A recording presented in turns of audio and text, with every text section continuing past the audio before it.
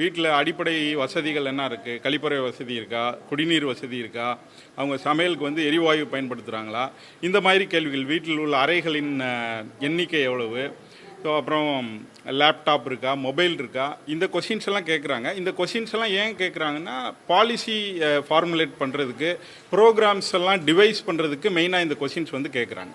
So நம்மளுக்கு mobile இப்போ இருக்குது அப்படின்னா, நம்ம நாளைக்கு ஒரு மொபைல் நெட்ஒர்க்கெல்லாம் இது பண்ணணும், டவர்ஸ் எல்லாம் வந்து நம்ம இன்ஸ்டால் பண்ணணும்னா அது வந்து நம்மளுக்கு யூஸ்ஃபுல்லாக இருக்கும். அதே மாதிரி எவ்வளோ டாய்லெட்ஸ் இருக்குது இந்தியாவில் அப்படின்னு நம்ம தெரிஞ்சுக்கிட்டோம்னா ஃபர்தராக வந்து ஏதாவது ஸ்கீம்ஸ் டிவைஸ் பண்ணுறதுக்கு யூஸ்ஃபுல்லாக இருக்கும்.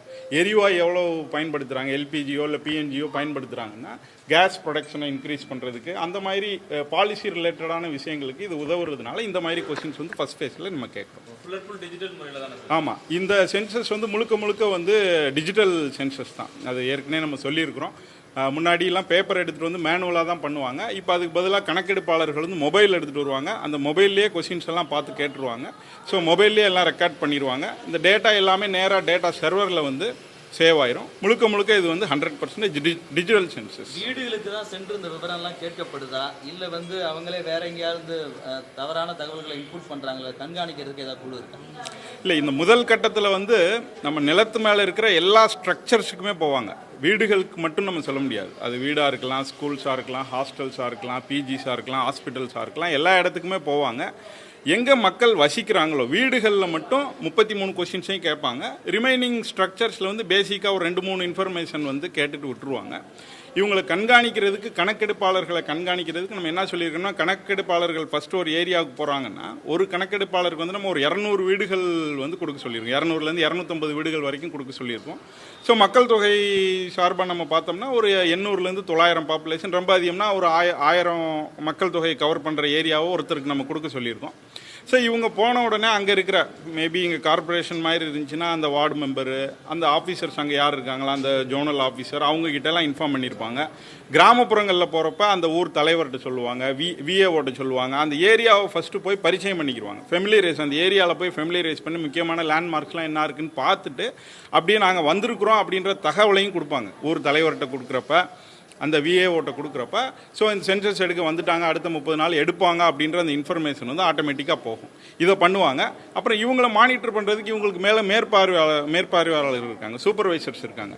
தமிழ்நாட்டில் வந்து மொத்தம் 1,15,000 கணக்கெடுப்பாளர்கள் வந்து இந்த பணியில் ஈடுபட்டிருக்காங்க. முதல் கட்டத்தில் இவங்களை மானிட்டர் பண்ணுறதுக்கு ஒரு 19,000 மேற்பார்வையாளர்கள் இருக்கிறாங்க. அதுக்கு மேலே வந்து சார்ஜ் சென்சஸ் ஆஃபீஸர்ஸ் இருக்காங்க. 1026 சார்ஜ் சென்சஸ் ஆஃபீஸர்ஸ் இருக்காங்க. அவங்கள மானிட்டர் பண்ணுறதுக்கு எல்லா கலெக்டர்ஸும் கார்பரேஷன் கமிஷனர்ஸ் இருக்காங்க. இது மாதிரி ஸ்டெப் பை ஸ்டெப்பாக வந்து எல்லா லெவல்லையும் வந்து சூப்பர்வைஸ் பண்ணுறதுக்கு அரேஞ்ச்மெண்ட்ஸ் ஆல்ரெடி பண்ணியிருக்கோம். தேங்க்யூ.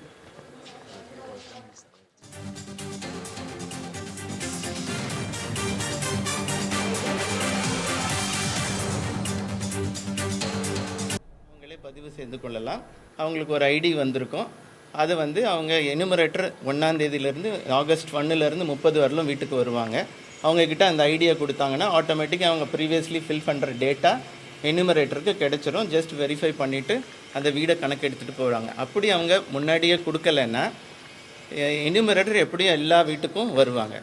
வரும்போது கணக்கெடுப்பாளர் கேட்குற கேள்விகளுக்கு அந்த வீட்டில் உள்ள ஒரு நபர் வந்து பதில் சொல்லுவாங்க. கணக்கெடுப்பாளர் மொபைல் மூலமாக ஒரு ஆப் இருக்குது, அந்த ஹெச்எல்ஓ ஆப் வழியாக அந்த விவரங்களை சேகரித்து கொள்வார். அதோட முடிஞ்சிடும். அந்த மாதிரி ஒரு எனுமரேட்டருக்கு ஒரு 800 ஹவுஸ் ஹோல்டுங்கிற விதம் அவர் வந்து இந்த ஏரியாவை 200 ஹவுஸ் ஹோல்டு 800 பாப்புலேஷன்ங்கிற விதம் அவங்க வந்து கணக்கெடுப்பை மேற்கொள்வாங்க ஆல் ஓவர் தமிழ்நாடு. விவரங்கள் எதுவுமே கொடுக்க தேவையில்லை. எந்த டாக்குமெண்ட்டும் ரெசிடென்ஸ் வந்து கொடுக்க தேவையில்லை. அவங்க கேட்குற கேள்விக்கு பதில் சொன்னால் மட்டும் போதுமானது. கேள்வியே ரொம்ப எளிதான கேள்விகள் தான். உங்களோட வீட்டில் வந்துட்டு எந்த மெட்டீரியல் வச்ச ஃப்ளோர் இருக்குது, சீலிங்கோட மெட்டீரியல் என்ன, இது உங்களோட வீடா, உங்கள் வீட்டில் டிவி இருக்கா, மொபைல் இருக்கா, வீட்டில் எத்தனை பெட்ரூம்ஸ் இருக்குது, கிச்சனில் எல்பிஜி யூஸ் பண்ணுறாங்களா, இந்த மாதிரி ரொம்ப சிம்பிளான கேள்விகள் தான். எந்த டாக்குமெண்டேஷனும் தேவையில்லை. Thank you. Lincoln Gnanadas, deputy registrar general.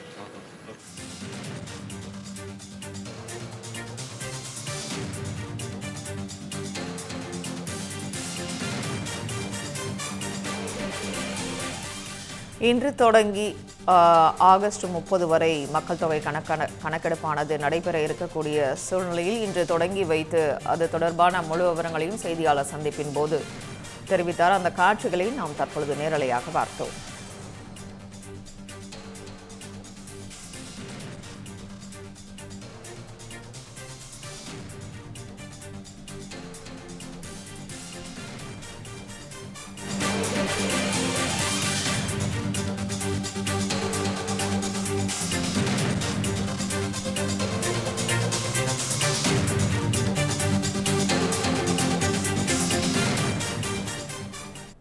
Nagendran, வணக்கம். இன்று முதல் மக்கள் தொகை கணக்கெடுப்பான முதற்கட்ட பணி தொடங்கி இருக்கக்கூடிய நிலையில் அதற்கான ஏற்பாடுகள் எந்த அளவு செய்யப்பட்டு இருக்கிறது? முழு விவரங்கள். வணக்கம் சங்கீதா. மதுரை மாவட்டத்தில் இந்த மக்கள் தொகை கணக்கெடுப்பின் மூலம் சுமார் 40 லட்சம் அந்த மக்களின் விவரங்களை சேகரிக்க அதற்கான பணிகள் மேற்கொள்ளப்பட்டு வருகின்றது. இந்த கணக்கெடுப்பு பணிக்காக சுமார் 6538 கணக்கெடுப்பாளர்கள் மற்றும் மேற்பார்வையாளர்கள் இந்த பணிக்காக ஒதுக்கப்பட்டிருக்கிறார்கள்.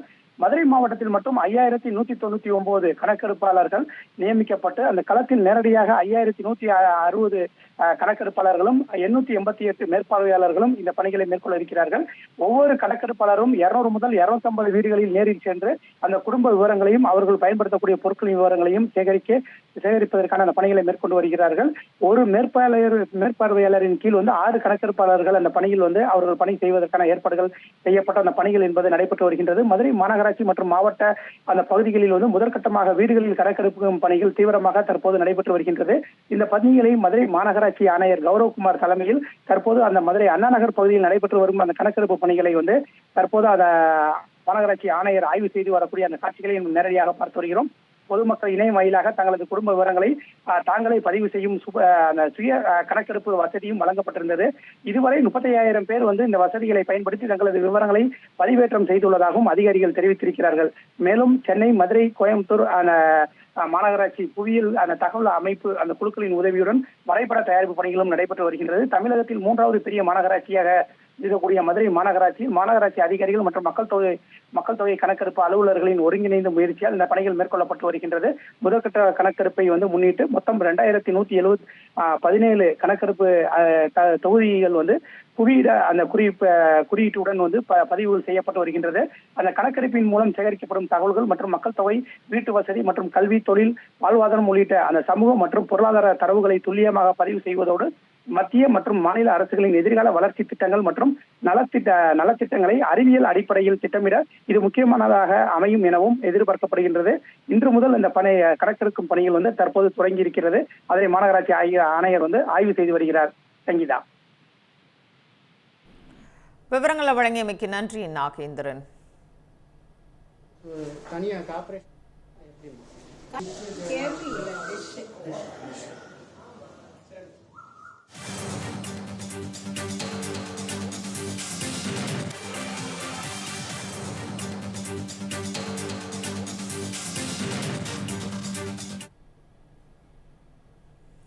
சென்னை போயஸ் கார்டனில் சென்னை மாநகர துணை ஆணையர் சித்ரா விஜயன் மக்கள் தொகை கணக்கெடுப்பு தொடங்கி வைத்தார். கூடுதல் தகவல்களை செய்தியாளர் விக்னேஷ் வழங்க கேட்கலாம்.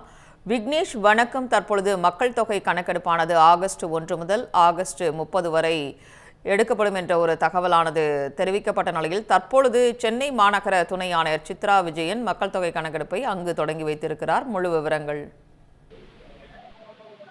சங்கீதா, வணக்கம். மக்கள் தொகை கணக்கெடுப்பினுடைய ஒரு பகுதியாக வீடு வீடாக சென்று அங்கு இருக்கக்கூடிய மக்களிடம் அவர்களுடைய தகவல்களை கேட்டு பெற்று இந்த பதிவு செய்யப்படுவது என்பது சென்னையில் தற்போது தொடங்கி இருக்கிறது. ஏற்கனவே மக்கள் தொகை கணக்கெடுப்பை பொறுத்தவரையில் கடந்த ஜூலை 17ஆம் தேதி முதல் 31ஆம் தேதி வரை டிஜிட்டல் மூலமாக செல்ஃப் எனுமரேஷன் என்று அழைக்கப்படக்கூடிய சுய கணக்கெடுப்பும் அறிமுகப்படுத்தப்பட்டிருந்தது. அதன் அடிப்படையில் அதிலேயே பொதுமக்கள் அந்த இணையதளத்துக்குள்ளாக சென்று தங்களுடைய தரப்பு விவரங்கள், அதாவது 33 கேள்விகள் இந்த மக்கள் தொகை கணக்கெடுப்பின் போது கேட்கப்பட்டிருக்கின்றன. குறிப்பாக உங்கள் வீடுகளில் வசிக்கக்கூடிய நபர்கள், குடும்ப தலைவர், அவருடைய தொலைபேசி எண், அது மட்டுமில்லாமல் அந்த வீடுகள் குறித்த அனைத்து விதமான தகவல்கள் என மொத்தமாக 33 கேள்விகள் கேட்கப்பட்டிருக்கின்றன. அதன் அடிப்படையில் ஜூலை 17 முதல் 31 வரையிலான நடைபெற்ற சுய விவர கணக்கெடுப்பின் அடிப்படையில் மற்றும் ஏராளமான குடும்ப தலைவர்கள் தங்களுடைய விவரங்களை பதிவு செய்திருக்கிறார்கள். அதன் தொடர்ச்சியாக நேரடியாக வீடு வீடாக சென்று கணக்கெடுப்பு பணிகள் என்பது இன்றைய தினம் தொடங்கி இருக்கிறது.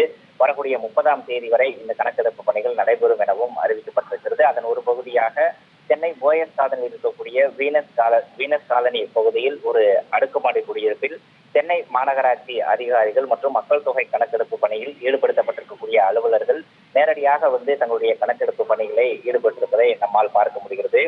அனைத்து வீடுகளுக்கும் நேரில் சென்று 33 கேள்விகளை கொண்ட படிவத்தை பயன்படுத்தி தகவல்கள் திரட்டப்பட்டிருப்பதாக தகவல் கிடைக்கப்பட்டிருக்கிறது.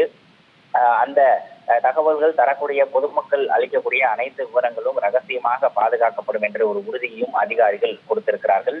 இந்த 33 கேள்விகளையும் முழுமையாக பூர்த்தி செய்யப்படுகிறது. அதே போல நான் முன்பே குறிப்பிட்டது போல ஒருவேளை பெரும்பாலான பொதுமக்கள் சுய விவர கணக்கெடுப்பின் அடிப்படையில் தங்களுடைய தகவல்களை பதிவு செய்திருந்தால் அந்த பதிவு செய்யப்பட்ட எண்ணை மட்டும் இந்த வீட்டிற்கு வரக்கூடிய அந்த அதிகாரிகளிடம் தெரிவித்தால் அந்த அனைத்து விவரங்களும் பதிவு செய்யப்பட்டதாக கருதப்படும் எனவும் அதிகாரிகள் தெரிவித்திருக்கிறார்கள். அனைத்து தகவல்களும் ரகசியம் காக்கப்படும் என அதிகாரிகள் உறுதியளித்திருக்கக்கூடிய சூழலில் பொதுமக்கள் அனைவரும் தங்களுடைய தகவல்களை சரியான முறையிலும் தெளிவான முறையிலும் முழுமையான முறையிலும் பதிவு செய்ய வேண்டும் என்ற ஒரு கோரிக்கையும் மத்திய அரசு சார்பில் விடுக்கப்பட்டிருக்கிறது. விவரங்களை வழங்கியமைக்கு நன்றி விக்னேஷ். இந்த மாதிரி யூஸ்ஃபுல்லான இன்ஃபர்மேஷன்ஸை தெரிஞ்சுக்க தமிழ் ஜனம் சேனலை சப்ஸ்கிரைப் பண்ணுங்க.